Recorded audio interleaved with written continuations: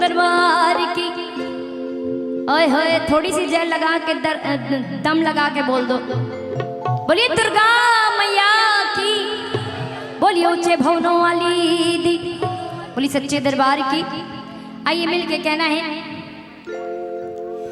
कवन बन वह बोले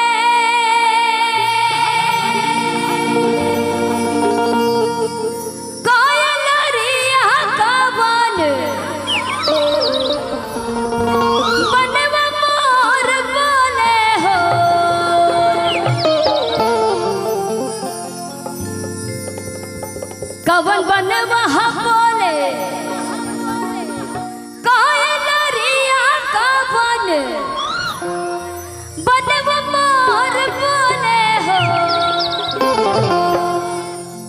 हो मैया मोरी कवन है बन वहाँ बोले सहरे सवा भवानी मैया रात साजे हो मैया मोरी कवन है बन वहाँ बोले सहरे सवा भवानी मैया रात साजे हो। कवन बन वहाँ बोले कायलरिया कवन बन मोर बोले हो। ए भाई हो माई के भगत होला, जरा हाथ उठा के ताली थोड़ा सा ठुमका लगा दीजिए। अब तो पूरी की पूरी जगह भी खाली है, अभी तो साउंड गिर रहा था, अब तो सब कुछ खाली हो गया। मैं चाहूंगा जरा एक बार झूम के हाथ लगाइए। भाई मेरे जितने बैठे हो खड़े हो जाओ, नीचे खड़े हो ना, हमारे सर पे मत खड़े हो जाना है ना। जल्दी से जरा झूमते हुए कहना है क्या, ओ मैया मोरी कवन है बनवा बोले सहरे सवा भवानी मैया रात साजे हो। ओ मैया मोरी कवन है बनवा बोले सहरे सवा भवानी मैया रात साजे हो।